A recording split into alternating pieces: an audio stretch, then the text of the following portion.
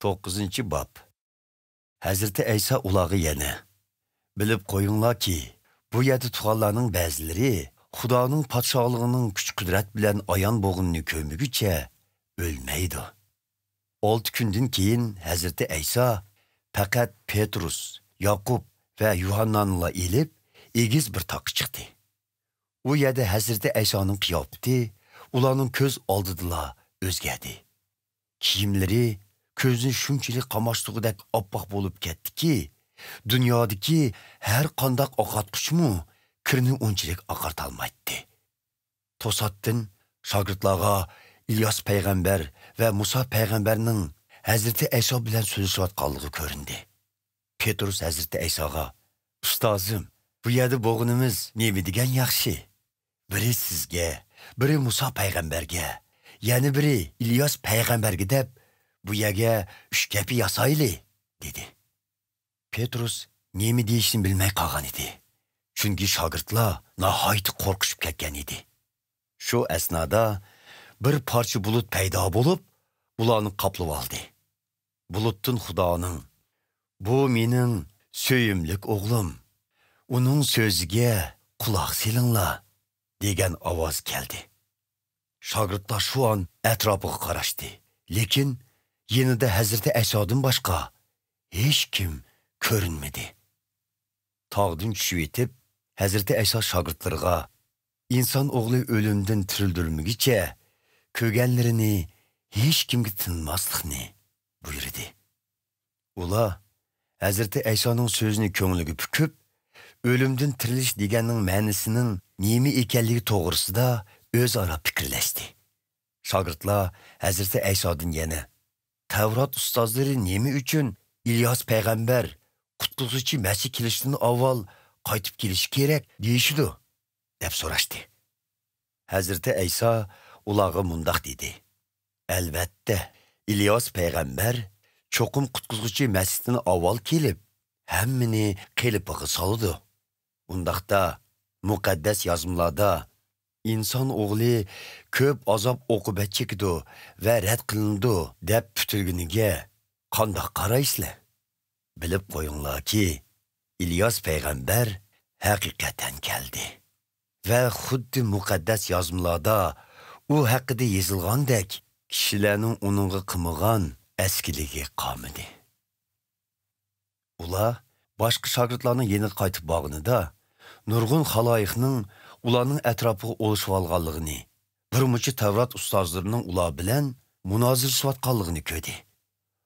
Xaloyiq Hazreti Aysoni ko'rib, intayin hayron bo'lishdi va yugurib kelib, uning bilan salomlashdi. Hazreti Ayso shogirdlaridan: "Ular bilan nima to'g'riliq munozirlashyapsizlar?" deb so'radi. Ko'pchilikdan biraylan uningga: "Ustoz, men o'g'limni sizning oldingizga elib keldim. Chunki uningga jin chopishib elib, gap qila olmas qilib qo'ydi. Jin har qitim o'g'limga choplashsa, uni yaga yiqitib yetidi. Bolaning og'zidan ko'pik chiqib, tishlari kirishib ketidi. Butun a'zoyi ketib qoladi.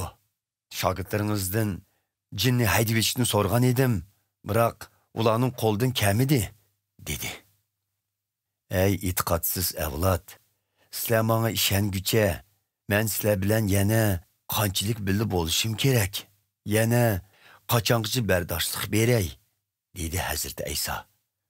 "Bolani oldimga elib kelinglar." Ular bolani Hazreti Aysoning oldiga elib keldi.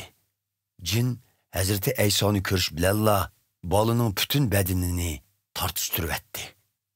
Bola yiqilib, og'zidan ko'pik chiqib, yerda yumlashqa boshladi. Hazreti Ayso bolaning otasidan: "Uning beshiga bu kun kaginiga qanchalik vaqt bo'ldi?" deb so'radi. Kichigidan tortib shundoq. Jin uni yo'qotish uchun ko'p qitim o'tqa va suvga tashildi. Qo'lingizdan kelsa, bizga shafoat qilib, holimizga yetkaysiz, dedi bolaning otasi. "Siz nemishqa qo'lingizdan kelsa deysiz? Ishonchi bor bo'lgan odamga hamma ish mumkin", dedi Hazreti Ayso uningga. "Ishonchim bor, lekin ojiz. Ishonchimni kuchaytkaysiz", dedi bolaning otasi shu an. Hazreti Ayso xaloyiqning yugurishib kelganligini ko'rib, jinni ayblab, "Hey, odamlarni gaz va g'ash qildigan jin, buyruq qilamanki, bolaning tenidan chiq, ikkinchi kirguchi bo'lma", dedi. Shuning bilan jin bir faryod ko'tardi-da, bolaning badanini qattiq tortishtirib, uning tenidan chiqib ketdi. Bola o'likdek jim bo'lib qoldi. U yerdiklarning ko'pchiligi bolani o'ldi deyishdi. Lekin Hazreti Ayso bolani qo'lini tutib turg'izganda, bola o'rnidan turdi. Hazreti Ayso uyga kirib, shogirdlari bilan yolg'iz qolganda, ular uningdan "Biz nima uchun jinni haydayolmadik?" deb so'rashdi. Hazreti Ayso ularga "Bu xil jinni faqat duo bilanla haydagili bo'ladi" deb javob berdi. Ular bu yerdan ayrilib, Jaliliya o'lkasi orqali yurib ketdi. Hazreti Ayso o'zining qayerda ekanligini hech kimning bilishini xohlamadi. Chunki u shogirdlarga ta'lim berayotgan bo'lib, o'zi haqida inson o'g'li boshqalarning qo'liga topshirilib, o'ldirildi. Lekin o'ldirilib 3 kundan keyin tirildi degan edi. Shogirdlar bu so'zlarni tushunmadi. Biroq Hazreti Aysodan so'rashqimi petin olmadi. Ular Kapernaum shahriga keldi. Uyga kirgandan keyin Hazreti Ayso shogirdlaridan "Yo'lda nima to'g'risida talash-tortish qilishdinglar?" deb so'radi.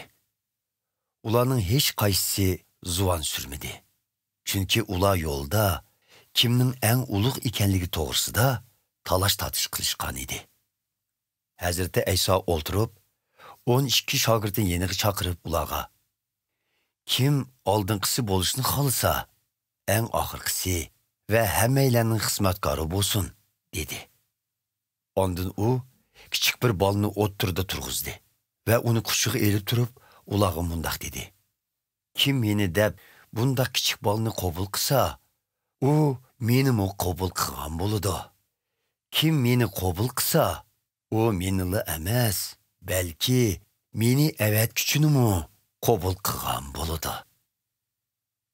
Yuhanna Hazreti Aysoga "Ustoz, sizning nomingiz bilan jilloni haydayotgan birsini ko'rdik.